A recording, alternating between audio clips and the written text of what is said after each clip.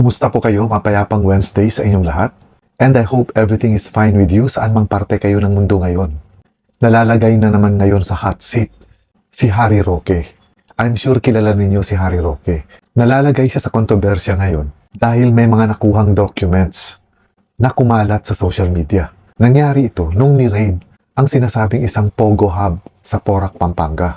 Ni-raid ito ng Presidential Anti-Organized Crime Commission na kung saan ang isang sinasabing compound ng Whirlwind Corporation na kung saan ang lawyer ng kumpanyang ito ay si Harry Roque rin.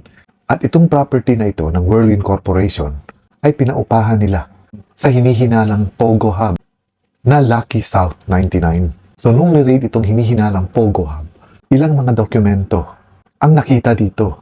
Isa na dito yung dokumento na kung saan ang sinasabing affidavit of support ni Harry Roque sa kanyang executive assistant na kinilalang si Alberto Rodulfo de la Serna na sinasabi nga na dating winner ng Mr. Supranational noong 2016. Kung si de la Serna ay hinire ng Office of the Presidential Spokesperson na pinamumunuan ni Harry Roque. Kumbaga, empleyado niya itong si de la Serna. So naging empleyado niya si de la Serna mula January 2021 hanggang December 2021. So ayon mismo sa interview kay Harry Roque, sinabi niya na hinire niya itong si de la Serna. Kumbaga grupo daw ito sila na kung saan sila yung nagiging parang IT team ni Harry Roque nung siya ay presidential spokesperson pa hanggang sa tumakbo siya nung nakaraang eleksyon. At siya po ay kinuha ko bilang isang IT, sila po ang nag-handle, isang grupo po yan ng mga barkada na nag-handle po ng aking IT, no? Ang aking social media presence.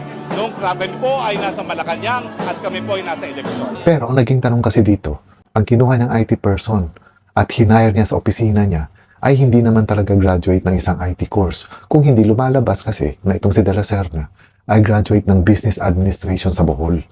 Tapos may isa pang dokumento na kung saan nakita nga na isinama rin pala ni Harry Roque sa kanyang biyahe abroad, sa kanyang biyahe sa labas ng bansa, itong si de la Serna. Sinasabi kasi ng pangalawang dokumentong nakuha doon na ito ay isang affidavit of support. Siguro kailangan itong affidavit of support para sa pagkuha ng Schengen visa. Dahil nga ang biyahe ni Roque kasama itong si de la Serna ay sa Ukraine, sa Poland at sa Italy. At ang petsa nitong biyahe na ito ay October 9 to October 18, 2023. So last year lang ito. Dahil meron daw isang speaking engagement doon si Harry Roque sa Ukraine. So sinasabi nga niya na isinama niya itong si de la Serna dahil kailangan daw niya ng companion or kasama dahil nga diabetic siya. So ang nakalagay sa affidavit of support ay ito. I need a travel companion since I am diabetic with coronary stent and suffering from acute spinal stenosis.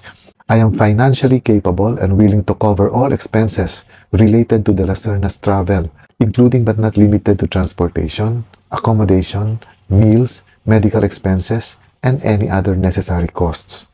Sinasabi rin dun sa letter na yon that de la Serna will not become a financial burden on any of the resources or social service of the countries they would visit. In case of any unforeseen circumstances or emergencies during this time in Europe, I am committed to providing the necessary financial assistance to ensure his well-being.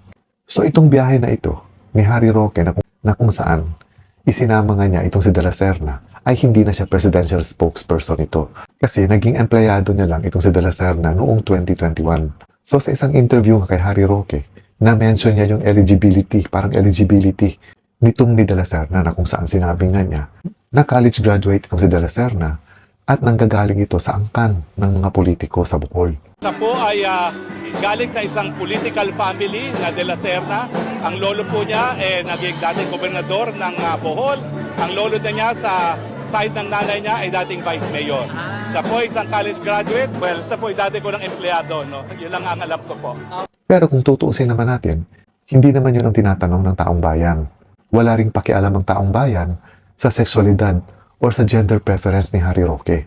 So ang ibig kong sabihin dito, yung biyahe nila noong October 2023, wala na tayong pakialam doon dahil personal na ito na pera ni Harry Roque. Dahil hindi na siya dito isang government official.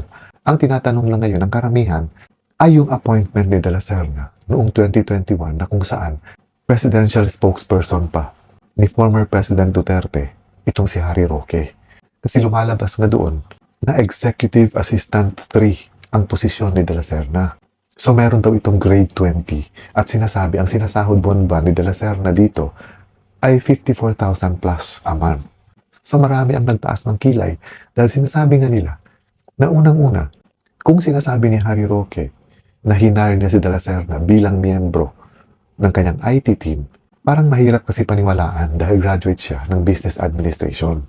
Tapos ang lumalabas pa dito, mas malaki pa yung sahod niya kaysa sa mga sinasabing nurses na ang salary grade ay nag-uumpisa below 20, below grade 20. Ngayon, ang malaking katanungan dito, yung sinahod ni De La Serna nung empleyado pa siya ng Office of the Presidential Spokesperson ay galing siyempre ito sa kaban ng bayan. So dito nagkaroon na hindi naging maganda yung dating ng pag-hire ng opisina ni Harry Roque noong 2021 dito kay De La Serna. Wala rin naman koneksyon si Harry Roque doon sa sinasabing Pogo ayon sa mga nag-grade. Kasi kumbaga, hindi naman siya lawyer nung hinihinalang Pogo Hub. Kung hindi, lawyer siya nung Whirlwind Company at hindi nung Lucky South 99 na hinihinalang Pogo Hub. So kumbaga, walang koneksyon or walang criminal liability si Harry Roque pagdating dito. Sinabi po ng pulis na wala pong kriminal na nakita sila doon sa mga sulat. Yan po yung mga papeles na appointment at wala po talagang kriminal na intent chat. So linaw na po yan ng pulis. Nagkaroon lang ito ng intriga doon sa sinasabing Mr. Supranational na hinire niya nung siya ay spokesperson pa. Hindi na rin kasi bago itong balitang ito dahil ilang beses na rin lumabas dati na may mga pictures na kumakalat na kung saan madalas kasama nga ni Harry Roque itong si De La Serna sa mga outings niya. Pero siyempre hindi maiiwasan na nabigyan ng kulay lalo tungkol sa gender preference or sexuality ni Harry Roque, lalong-lalo na sa mga taong hindi gusto si Harry Roque. So sinasabi nga rin ng iba na malamang parte ito ng demolition team para kay Harry Roque. Dahil alam natin na kritiko na ngayon si Harry Roque ng bagong administrasyon ni Pangulong Bongbong Marcos. Well, hindi natin alam kung alin ang totoo. Pero one thing for sure, yung mga dokumentong nakuha nung ni-raid yung sinasabing Pogo Hub, kaya sadyang iniwan man ito doon para masira si Harry Roque o hindi. Pero kino-confirm na authentic yung document. Kumbaga, yung appointment papers ay talagang galing mismo sa Office of the Presidential Spokesperson noong panahon ni Harry Roque. Ang hirap ng buhay ng isang politiko, ano? Talagang hahanapan ka ng kasiraan mo. Lalong-lalo na pag malapit na yung eleksyon. And at the same time, talagang hahanapan ka rin ng butas, lalong-lalo na kung ikaw ay matunog na kritiko ng isang administrasyon. Parte na ito ng buhay ng isang tao na involved sa politics. Hindi na rin bago sa atin na meron talagang mga demolition campaign or black propaganda na sinasabi. Kaya nga dapat nag-iingat talaga ang sino man, ang mga politiko lalo. Dahil kumbaga, mabubuyang-yang talaga yung mga sekreto nila sa publiko. Well, wala namang makapagsabi kung parte nga ba ito ng demolition team or talagang nakuha lang talaga ito nung ni-raid yung sinasabing Pogo Hub.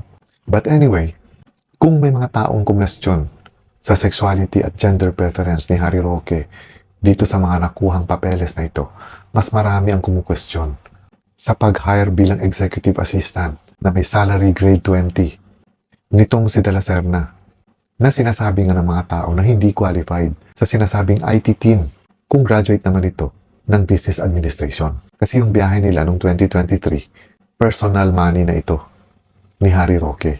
Pero inintriga pa rin ito dahil nakasulat nga doon sa affidavit of support na sinasabi ni Harry Roque na kailangan niya ng companion dahil may sakit na siya na diabetes. Pero wala ring koneksyon na ang isasama niya ay hindi naman isang nurse.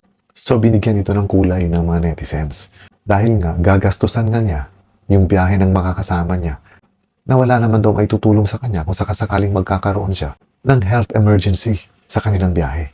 Hindi na rin dito sinagot ni Harry Roque sa kanyang interview.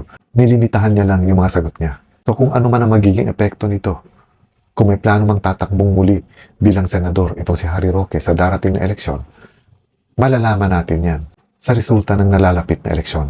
Once again, maraming salamat ulit sa inyong panunood. Daghang salamat sa inyong kanunay na suporta na ako. Ingat po kayo lagi, amping mo kanunay, and God bless.